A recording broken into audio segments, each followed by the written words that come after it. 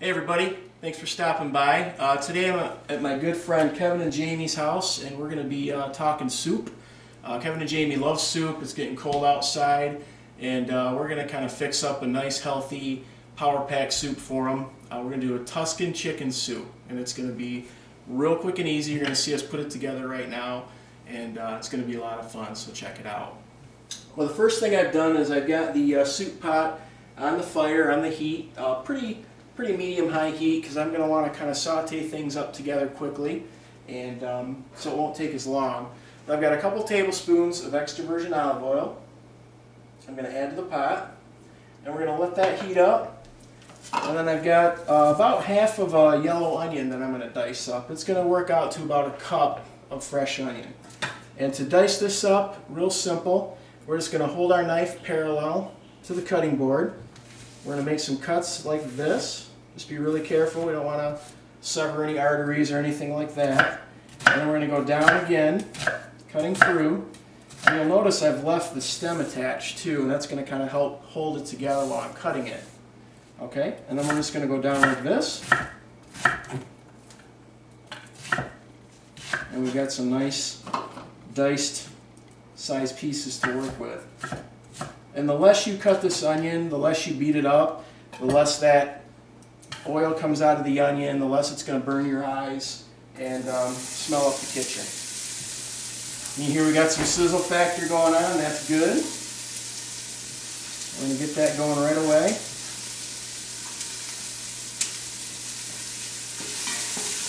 Stir it up and just kind of let that sit for a minute. We want to get those onions kind of browned up a little bit and softened up before we add our broth and everything else, because we don't want it to be too bitey and too acidic. Now to the onions, I'm going to add some roasted garlic puree. I like to use roasted garlic because it's already cooked. We can add it, later in the recipe if we want to. It's easy to work with. But I'm going to do a little roasted garlic. And another thing that I like to do with my roasted garlic is I'll make a big batch of it. Let's take a bunch of garlic cloves, some olive oil, put them in a casserole dish and bake it in the oven for about 45 minutes at 350, get them nice and brown and soft. And then just blend it up in a blender, and you can put it in little Tupperware dishes or little souffle cups and pop them in the freezer. And then you've got garlic when you need it. You just pull them out as you need it, and then you don't have to try to clean, mash up fresh garlic. It's messy, it smells. It's a little easier to work with. Well, we're going to stir that in. If you've got a nice hot pan, it's not going to take too long to get these onions going. We're actually getting pretty close already. While those are cooking, I'm going to tell you about some of the other ingredients we're going to use. You'll see in the recipe next to the video here. We're going to add some cannellini beans. Very healthy. We want to make sure we rinse these really good. These are pre-cooked out of a can. So I rinse those, make sure we get all that salt off it, all the solution in the canning solution. We've also got about 4 cups of cooked chicken.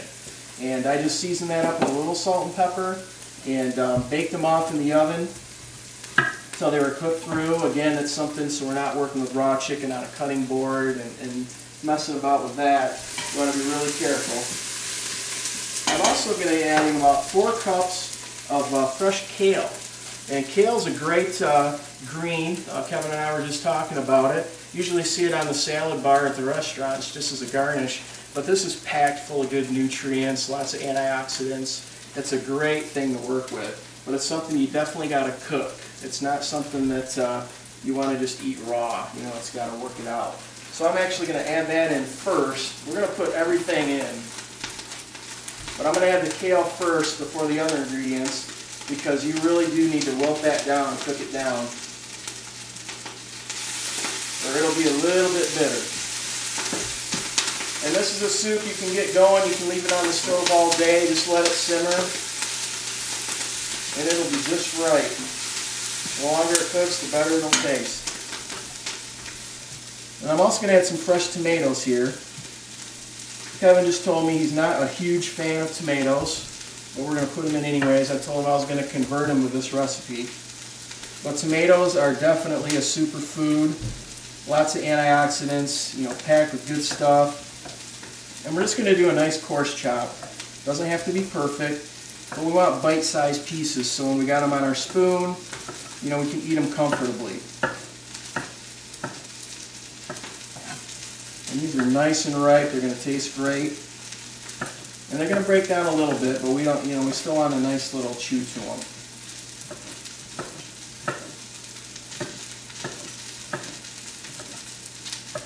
Okay, just like that. And we're going to put them in with the pot.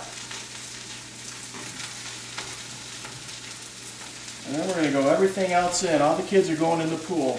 We're going to put the chicken, the cannellini beans.